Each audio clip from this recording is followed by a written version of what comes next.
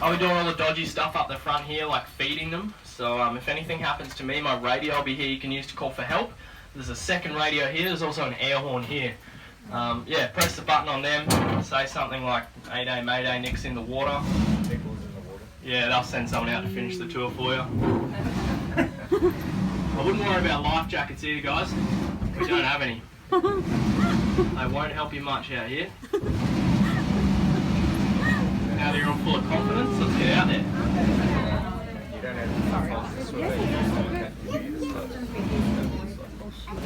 If you're interested, this boat we're out on now too is solar powered electric, so it is a little bit noisy. Just let me know if you can't hear me along the way. Can everyone hear me fine? Yeah. Perfect.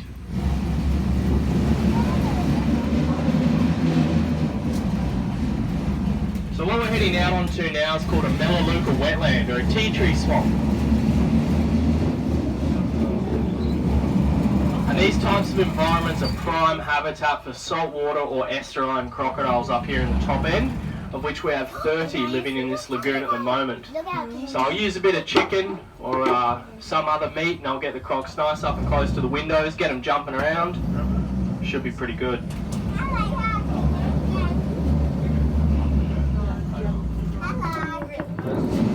Now we don't have any freshwater crocs out here, they'd be eaten pretty quickly.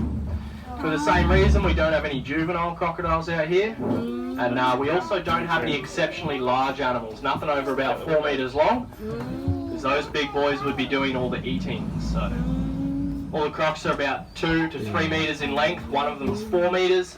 They're all predominantly female and sub-adult males as well. These little birds you'll see on the right hand side, they're all over the lagoon, you'll see heaps of them today. They're called dusky moorhens. They are quite possibly the dumbest birds in the world. They get eaten consistently out here and continue to frolic around in the water without a care in the world. Like little chicken nuggets for the crocodiles. And the crocs are the only animals we've put out in this enclosure, but it is quite a productive ecosystem. We've actually recorded 85 different species of bird out here. All sorts of reptiles as well, snakes, lizards, turtles.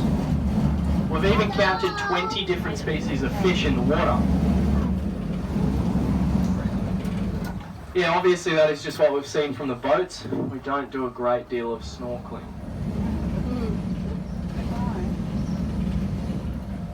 And believe it or not, all of this completely man-made. Was built around 20 years ago, took 8 years to build. I believe before Hartley's was on this block of land, all of this used to be cattle paddocks and a hippie community that lived here.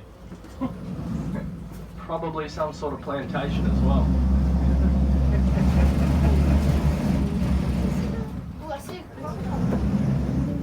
I saw one of them jump off. Yeah, yeah. This one.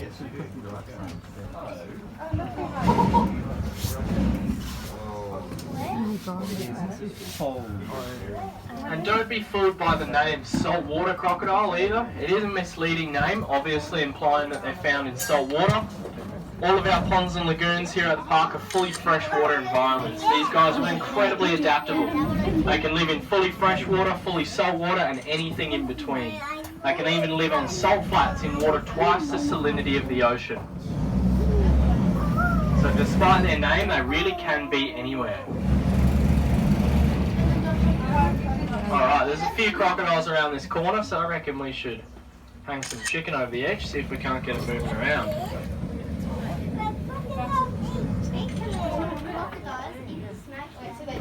This one you're about to see on the right hand side, this is a wild caught croc from Port Douglas. Anyone staying in Port Douglas? Yeah, good news, you got one less croc to worry about.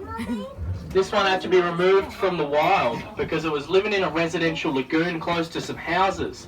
One day, someone threw a stick in the water for their dog to retrieve. Unfortunately, dog swam out to get the stick and this croc was blamed for killing and eating the dog, so we named him Fetch. He's one of the sub-adult males out here, he's probably about 3 metres long.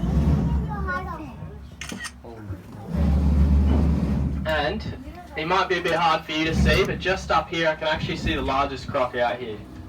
He's approaching the front of the boat, he is under the water. His name's Boris. He's about 4 metres long. See if I can get Boris up to one of the sides.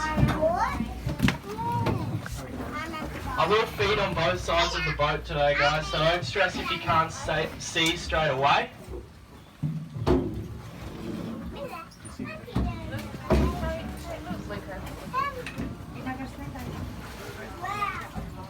Oh, he's coming over to this side.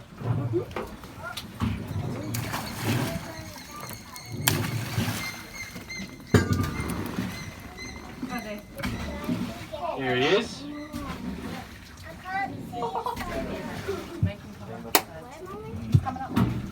So as Boris gets a bit closer, you'll notice he's missing his front right foot. And it looks pretty gross at the moment. That's because it was only taken off him about a month ago. Boris was jumping for food just like this at the side of a boat when another crocodile out here, his name is Mick, came up under Boris, grabbed him by the leg, death rolled, tore his foot off before bringing it to the surface and eating it in front of a boat full of 30 people.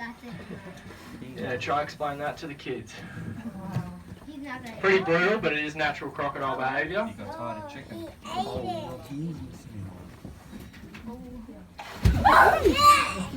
Now I know it sounds mean, but the aim of the game here is to not give Boris the food. It is for very good reason though. Crocodiles are ectotherms, or cold-blooded animals, which means they don't need to eat daily. They don't even need to eat weekly.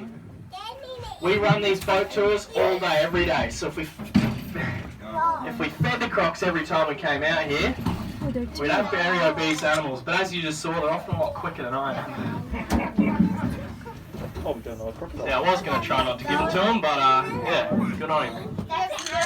This one here is Fetch. This is the dog eater from Port Douglas. Dog eater.